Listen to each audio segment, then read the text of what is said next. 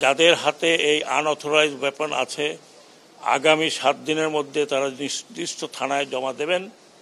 যদি জমা না দেন তাহলে দুইটা চার্জ লাগবে। একটা হচ্ছে অবৈধ ওয়েপন আর একটা হচ্ছে সরকারি নিষিদ্ধ ওয়েপন আপনাদের হাতে। সেটার জন্য আন্তর্জাতিক আদালতও যাওয়া যেতে পারে যে এত কোথা থেকে পেয়েছেন।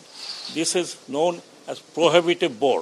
যেটা সিভিলিয়ানের হাতে যাওয়ার কথা না, সেটা অথরাইজড পুলিশকে করা হয়েছিল, র্যাবকে করা হয়েছিল। সেই ওয়েপন কিভাবে এদের হাতে গেল এবং এই ওয়েপনের ফায়ারিং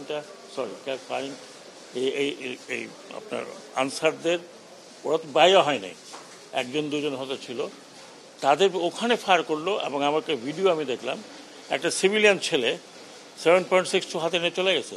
তার মানে এই রাইফেল আর ফেরত আসে নাই। এটা হতে পারে একটা দেশে? ঠিক কেমন কথা? মানে এক ধরনের, মানে কি বলবো, আমি এই ধরনের স্বৈরাচার ব্যবস্থা দেখি নাই। আপনারা ওই আর্মির লোকজন আসছে তাদেরকে স্বৈরাচার বলেন? তারা তো রাইফেল তো কোনো সিভিলিয়ানের হাতে তুলে দেয়নি। এখন এই রাইফেলগুলো মিসিং। তো এই প্রসঙ্গে আমি একটা সুযোগ পেয়ে বলছি, যাদের হাতে এই আনঅথরাইজড ওয়েপন আছে আগামী 7 দিনের মধ্যে তারা নির্দিষ্ট থানায় জমা দেবেন। যদি জমা না দেন তাহলে দুইটা চার্জ লাগবে। একটা হচ্ছে অবৈধ ওয়েপন আর একটা হচ্ছে সরকারি নিষিদ্ধ ওয়েপন আপনাদের হাতে। সেটার জন্য আন্তর্জাতিক আদালতও যাওয়া যেতে পারে যে এত কোথা থেকে পেয়েছেন।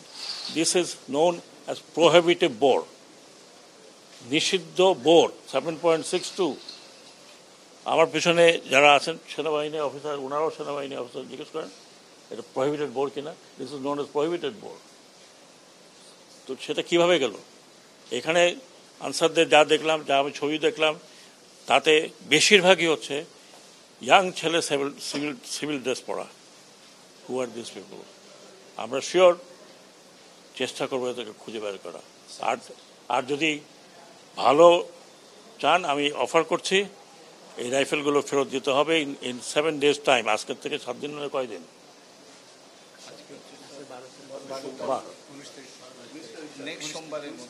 নেক্সট সোমবারের মধ্যে ওয়েপন ফেরত আসতে হবে। আর যদি না আসে, আমরা ওয়েপন হান্টে যদি কাউকে পাই তাহলে তার বিরুদ্ধে 2টো চার্জ লাগবে। এবং আমি জানি না এটা যাবজ্জীবন হবে কি হবে বলতে পারবো না আইনের মধ্যে, but that's what it is. আপনারা থানায় দেন, জমা দেন, নিজেরা না দেন কারোর মাধ্যমে দেন, যেটাই হোক এই রাইফেলগুলো ফেরত দরকার আমাদের। না হলে আমরা হান্টিং শুরু করব। শোনেন, আপনি কোন চ্যানেল? যমুনা টেলিভিশন। আমি কালকে একটা কথা বলেছি, সেজন্য আমি অত্যন্ত দুঃখিত। আমার রাগের মাথায় বলছি যে আবার চাটুকারি করবেন, বন্ধ করে দেবো। এটা আমার কাজ না। হ্যাঁ, অ্যাকসেপ্ট যমুনা টেলিভিশন সবার সামনে বলতেছি। যমুনা টেলিভিশন কিছু দেখাচ্ছিল, তারপর দেখলাম বন্ধ হয়ে গেছে। তো এটা ভবিষ্যতে আমি আশা করি, আমরা থাকি না থাকি, যারা পলিটিক্স করবেন তারা যদি এটা করেন তাহলে আপনাদের যারা মিডিয়া, আপনারা স্ট্রাইকে চলে যাবেন। কি আছে 1 মাস না খেয়ে থাকলেন? মোটে তো যাবেন না। আমি তাই ভাবছিলাম যে যমুনা টিভি দেখাচ্ছে, বাকিরা কম্পিটিশনে দেখালে অন্তত মানুষ দেখতে পারতো যে কি ভয়ঙ্কর। আমরা ইউটিউবে দেখছি, তখন ইউটিউবে দেখলাম। তো আমি কালকে যে কথাটা বললাম, এই জন্য আমি কোনো মিডিয়াকে বন্ধ করা, আমি মোটেও পক্ষপাতী না। আমি সব মিডিয়াতে গেছি, প্রত্যেকে চিনি। আমি টক শোতে গেছি, কথা। জি, ডেফিনেটলি। না হলে আমরা এখানে কি জন্য আছি? কমিটি না, শুধু কমিটি না, আন্তর্জাতিক পর্যায়েও আমাদের সাহায্য চাইতে হবে যে এই ঘটনাটা কেন ঘটলো বাংলাদেশে।